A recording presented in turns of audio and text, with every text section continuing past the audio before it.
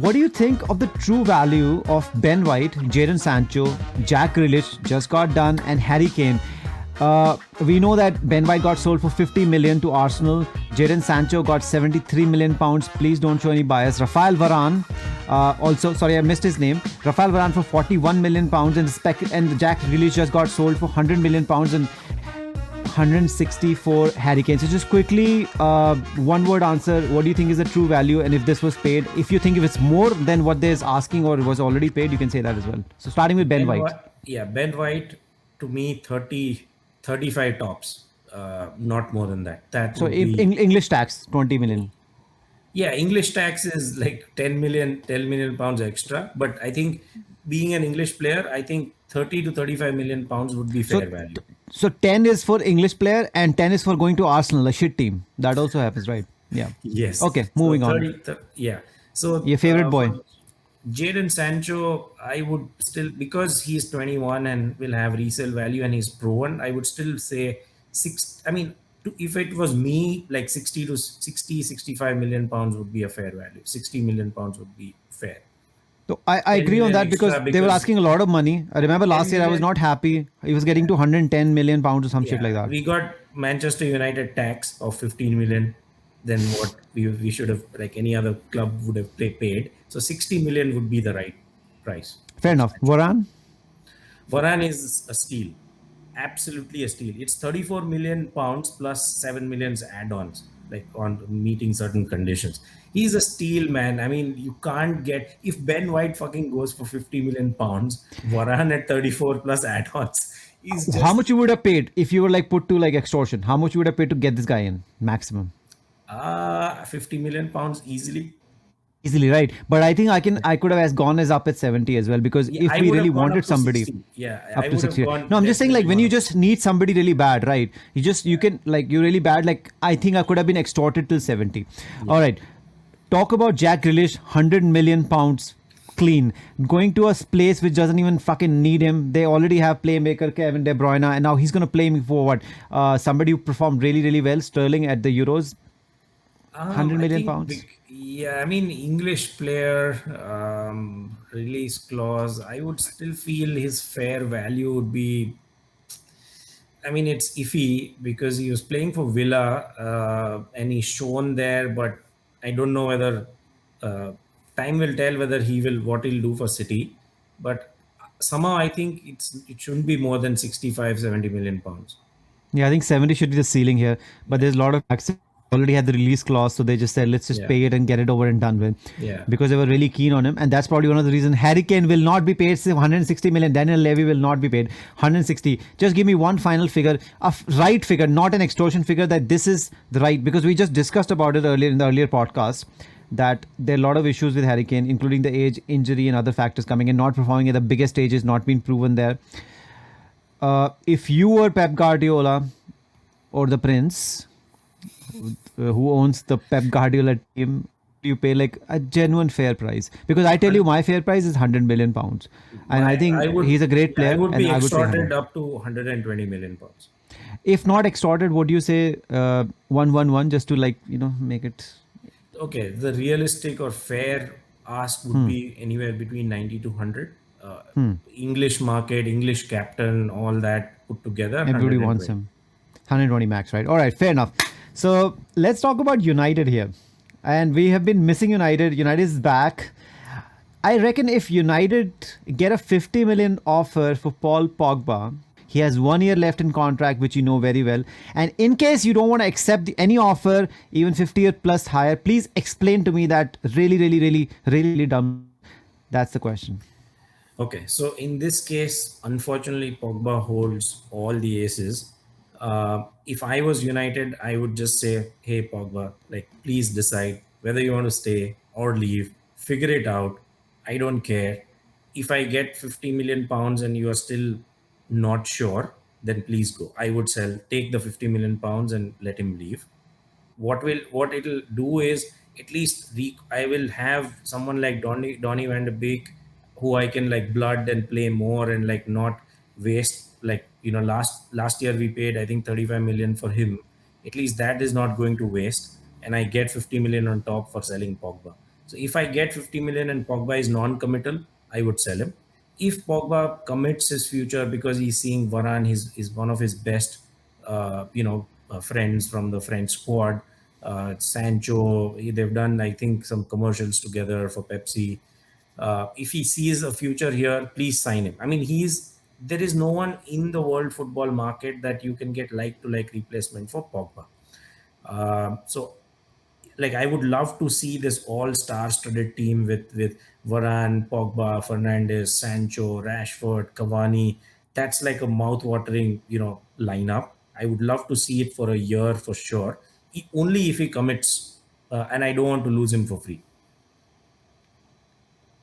All right. So there was a lot of one. The thing I didn't like about your answer was there was too much emotion, and that's the reason we don't pay you, and we have cock blocked your transfer to ESPN, and we are worse than they even pay you, and then not letting you go. This is because you're putting too much emotion because you love Paul Pogba, and I don't like that about you at all.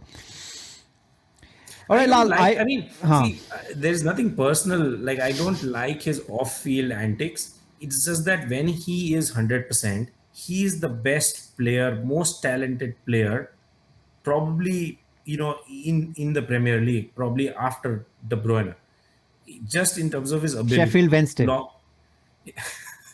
Yeah, I mean, so I'm just this eternal hopeful guy for Pogba that he will play 100% at his 100% for 10 consecutive games, and then the world would take notice. He's not done for 5 years. There's no past indicator which tells me that he's going to do that.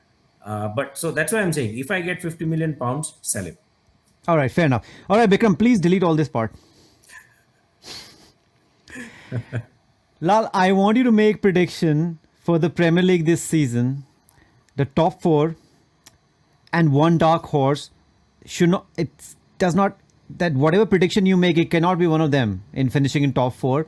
And then one dark horse to win the Premier League, which can be from the top four, because I can understand, because sometimes just somebody who finishes top four, they're probably not even close. Like last time, somebody who finished number two, they were not even like, which is Manchester United, were not even close. So you can still select from the top four that you selected a dark horse in case. I'm just giving you that leeway. But your dark horse to finish in the top four cannot be from the top four, obviously, right? That was kind of self-explanatory. See, okay, let me just first do it without any orders. I would think City, Chelsea, United, and I'm iffy about Liverpool. I don't know. People are saying like, "Oh, Van Dijk is back," and blah blah blah. Mails, Like hate proof is in the messages. pudding. I mean, proof is eating the pudding. So we'll see if he's back to his normal, like 2018-19 levels. But I would still give the benefit of doubt to Liverpool. So these would be top four. I think the order in which they will finish is, I think it's similar to what I said: City, Chelsea, United, Liverpool, and someone to win the league, dark horse. No, before top four. Before top four, please. Dark horse for the top four. Dark horse for the top four. Arsenal. Luckily, we're not very popular. At least Arsenal fan will be happy about that. Arsenal fan will be happy because there's somebody on some other podcast said Arsenal can finish second, and the podcast people were like on a phone call. And you asked me for a dark horse, so I mean, I asked you for a dark horse, but there has to be a reason, right? Do you have a reason within like 5 seconds, please? Yeah. Leeds has a better chance, for heaven's sake. Tottenham has a better chance. I think Arsenal have made the right moves in terms of. I see they're heading into the right direction in the transfer window. By selling their best goalkeeper for 20 million, then buying Ramsey for like 30 million. So I'm saying like if you add James Maddison to the squad, they have Saka. What is wrong with James Maddison? Is it under threat? Is it like family is getting death threats? What is happening? Why is he going there from Leicester? Okay. Let me give you two then. I think it will be either Leicester or Arsenal. How about that? Leicester is not a dark horse because Leicester was already there. That's Leicester like the chokers. So no, we're sticking to Arsenal. We'll come back to you. It will bite you back in the ass. Yeah. No, by the way, Leicester is not dark horse. Leicester always in the top four, then they drop out at the very last moment. Okay, who's going to win the Premier League apart from City? Apart from City, Chelsea. Very conservative, very conservative. I said this time, this was your time to show your complete bias towards Manchester United and say they're going to win the damn thing. Do you think they can win it? If they don't sign a defensive midfielder, I don't think Fred and McTominay are someone who you can rely to win, Premier League for sure. Okay, then I'm clubbing this as a percentage chance you give United to win Premier League this season. Percentage chance, 10%. Holy moly, I think that's good enough. I'll take it. I'll take it as a United fan. I'll take it. Okay, it's been 10 years, so we haven't won anything. Almost 10 years.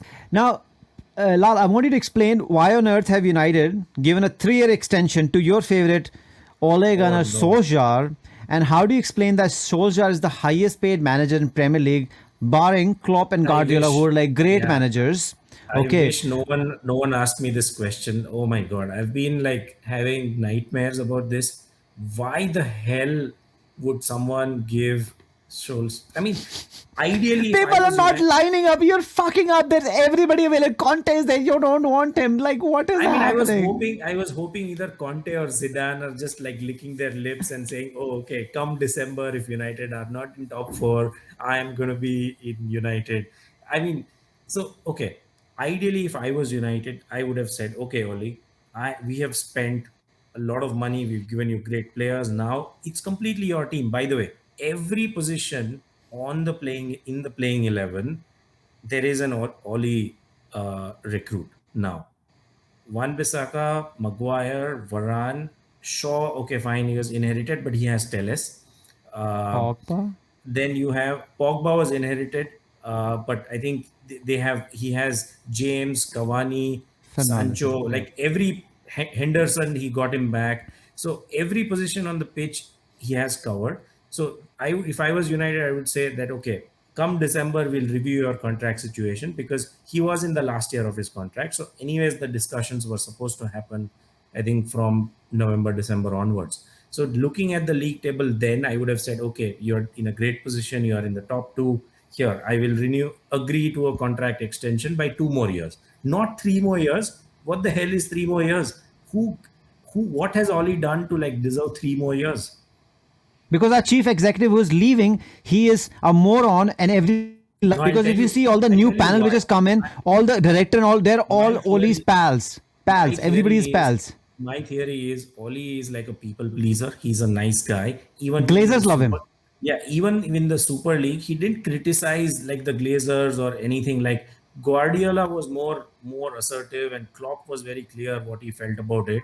This guy was, oh, it's not good. Like I always like this, that. He's a people pleaser. Like he never says anything bad about the hierarchy or about the club. He just sings like the old, and he's a United legend. So they are safe. The hierarchy is safe. That hey, Oli is a United legend. We don't want to treat him badly. We can't fire him. But he also says nice things about us. So I think because he's a nice guy, they have said, okay, fine. We don't want any tensions like or troubles apart from what we already have. Let him stay on the at the wheel.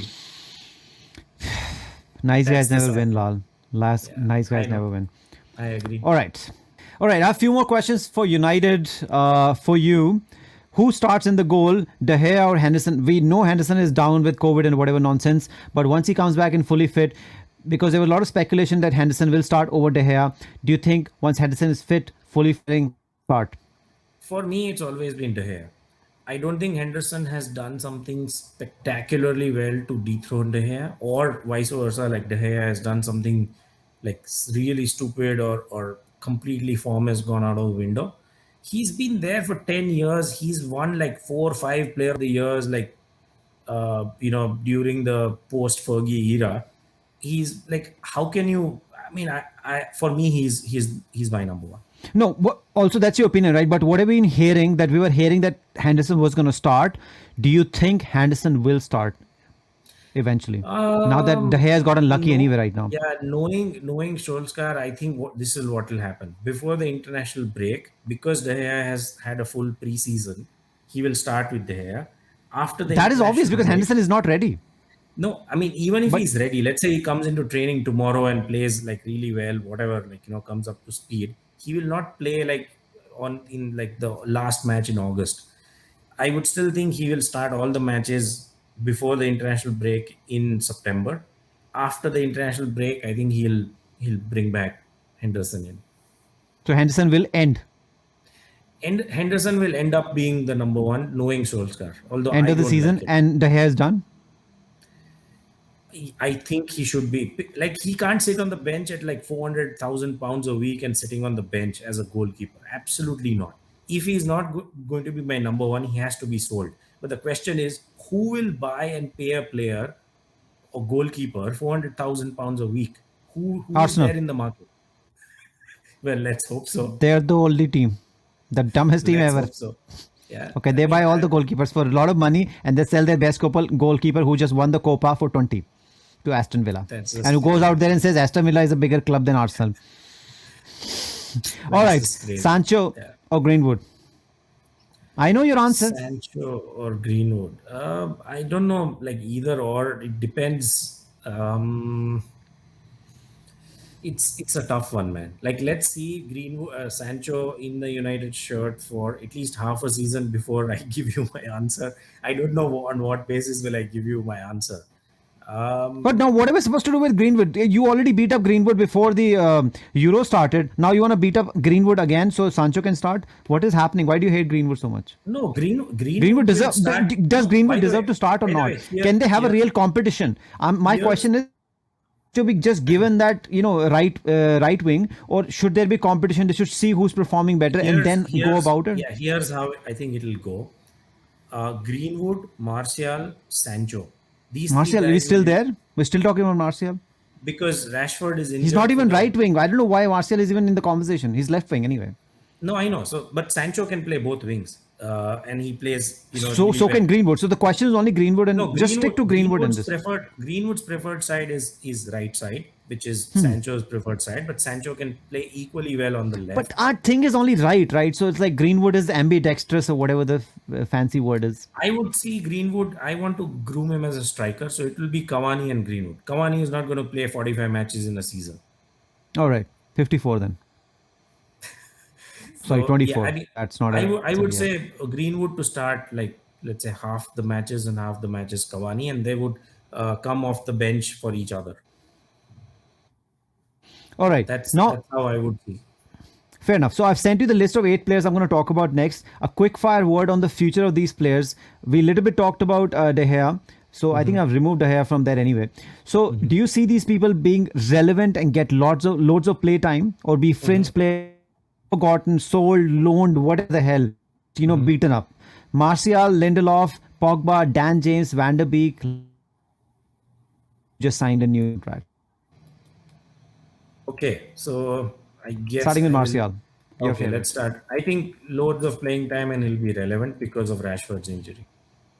Lindelof, How injured is Rashford? He's out for 3 months. He's not coming back before November. The They surgery? are saying, yeah, he's going for surgery, and like while he's like I think he's going for his shoulder, but then they're saying, oh, while he's doing the shoulder, might as well get the ankles checked or something. I have no idea. I think he's definitely out till November, All right, fair enough. Next. or at least October end. So Lindelof. Martial will get Now the Varane is here. Lindelof will be a squad player. If Varane or Maguire get injured or red card or yellow card, he'll be the first one to come in. Best friends with Matic and Mata. Sorry, Matic will be a fringe No, player. I'm saying like Sorry. Matic. He has to make best friends with Matic and Mata because they're like going to be Yes, sitting on the bench. absolutely. Yeah. Yes, they will be the king of the benches. I mean, that's what they'll do. So he will be a squad player. Pogba, this is a mixed one, but I somehow feel he'll get loads of playing time. So you're gonna have two attacking midfielders. We'll have either Fred or McTominay or Fred, McTominay or Matic. One of the guy as holding midfielder and Pogba alongside him. So they are Okay. trying Now that to you're talking recreate- about Fred, because Fred was another player we're going to talk about. So what do you think? Yeah, you say that. What are we saying? See, my problem is that Matic is gone. Like he doesn't have the legs. Yeah, he'll can't play. He can play like He's already Carabao signed a Cup or contract. Going to be there. something. So Anyways, forget Matic for a second. It'll be Fred and McTominay interchanging with each other and Pogba playing alongside one of them. All right, fair enough. So the next one is James, who started brilliantly, then he just kind of something. James will be a squad player like last season. He'll play All a right, few fair enough. games, come off the bench. Yeah. Van de Beek, we paid so much money for him, we never play him. What's happening? So all the Soldier had is just like, he bombs all on him only. Yeah, this is the tricky one. If Pogba stays, where does Donny van de Beek like start? It's just crazy. It's difficult to fit Pogba in this team. How do you fit Van de Beek? I mean, I feel really, really sad for this guy. He's a talented player, but I mean, it's just crazy. I unfortunately think he'll again this year he'll be like a fringe player. He'll come on and off in games. He'll be on the bench. I think he'll be relegated to being a fringe player if A loan into Pogba does. Arsenal. I mean, loan doesn't cut the deal, right? What are we know he's a good player. Like, what will the loan achieve? For young players, the loans make sense because they gain experience and all that. I don't know what will a loan deal like. I mean, of course, you don't have to pay him his salary, but apart from that, I don't know what we'll get out of a loan for Van de Beek. All right, fair enough. So two more to go. Lingard has refused to go to West Ham, so he's stuck It's with just us. He thinks, crazy. I have I think it's lost stupid. respect for Lingard. He has to go. Stupid. He has to bloody knock the door and say, I want to go. Either like make sure I play like 70% of the games or let me go. I don't know what is this United. It's like, oh, like a retirement club. All players want to stay. No one wants to leave United because they're getting this fat salary. And of course, because of the social media presence of United, like they get all these exposure and things like that. And I don't know why he's happy. He's 28. He's probably at the prime of his like playing career. Why does he? He's like so down below the pecking order. I would play Van de Beek before Lingard. He's delusional. He's fucking delusional. He thinks he's gonna I play would. there, I would. performing at West Ham, and it was different than here. And he'll not. And also, you don't replicate your form. People need to understand that. I pray for Lingard and I pray for United that they find a club for him and let him go, and And he the goes. and the last one, supremely talented, supremely fast, supremely great. Never played any matches. Now he's got an extension. Eric Bailly. I mean, what's gonna happen with Eric Bailly? Absolutely fringe because now I don't know. I mean I like Bai to be very honest, but he's never be stayed fit enough for like 5 consecutive matches to like play it. Like I don't know what will happen after Varane.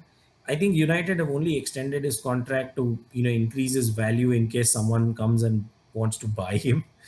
That's what I read of his contract extension. But he's going to be a fringe player.